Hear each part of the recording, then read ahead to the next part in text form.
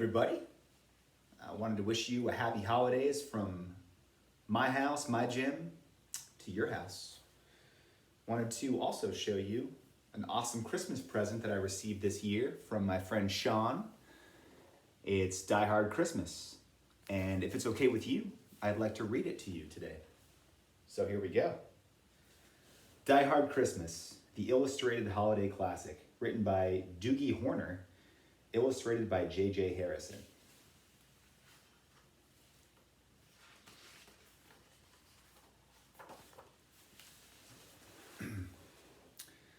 "'Twas the night before Christmas, and up in the tower, everyone was partying, except for one wallflower.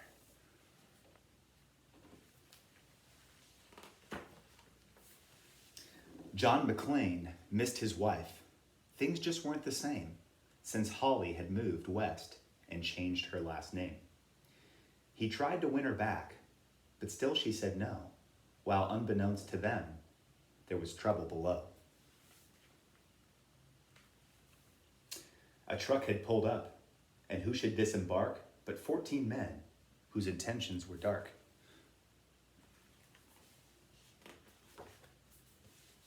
They spoke not a word and unloaded big crates. They cut the phone lines and locked all the gates. Carl swept the ground floor, shooting every guard dead, while visions of bearer bonds danced in their head.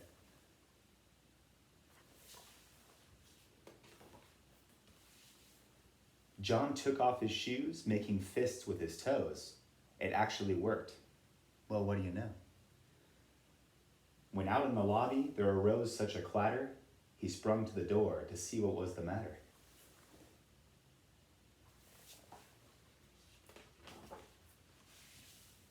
When what to his wandering eyes should appear, holy crap, there are terrorists here. John hid under a table where no one could see and watched Hans question Mr. Takagi. I'm going to count to 3. There will not be a 4. Give me the codes to open the vault door.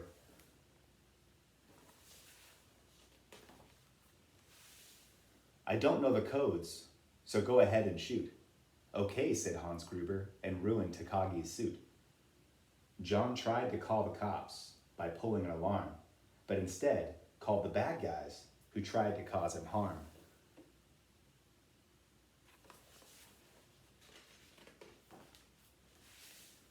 But John killed Tony, who had very small feet, and sent him to the terrorists as a Yuletide treat.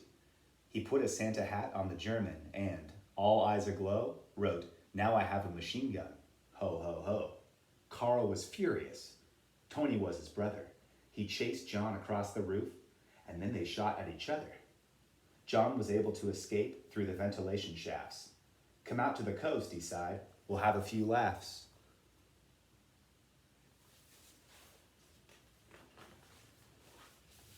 At Nakatomi Tower, Sergeant Powell appeared.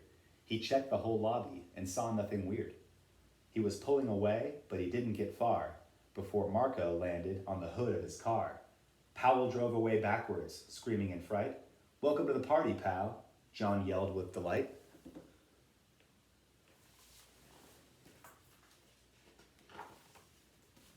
More police arrived, the FBI and a SWAT team. But Hans didn't mind. It was all part of his scheme.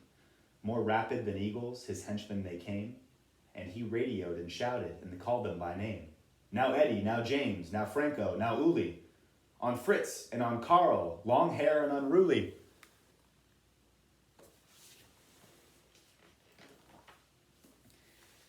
They shot the SWAT tank with a surface-to-air missile and knocked it away like the down of a thistle.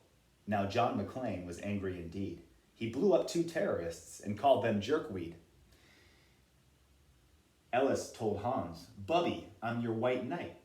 Hans shot him dead, giving the hostages a fright. Hans went to go to check on the explosives fuse and saw that poor John wasn't wearing any shoes.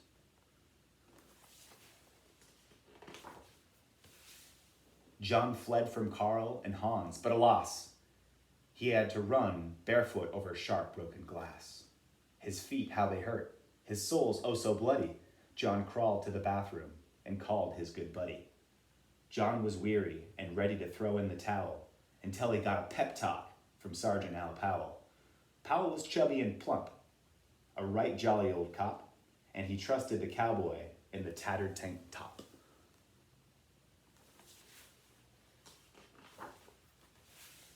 But a reporter was probing into McLean's life and revealed that Holly was actually John's wife.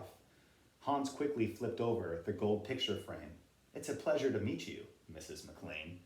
His clothes all tarnished with ashes and soot, John staggered to the roof, bloody and barefoot.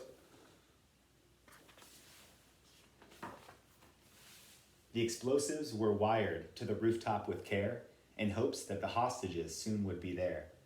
John warned everyone that the roof would soon blow as the chopper strafed him with high-powered ammo.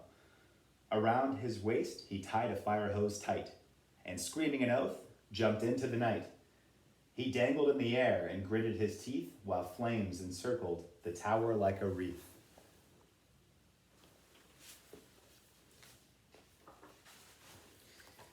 Fiercely fighting his way back inside, John yelled out, "Hans!" He was done trying to hide. He limped to the vault like an old man on crutches, only to find Holly in his filthy clutches. John dropped his gun, put his hands on his head. It seemed he and Holly soon would be dead. But with a secret gun taped to his back, John shot Hans in a surprise attack.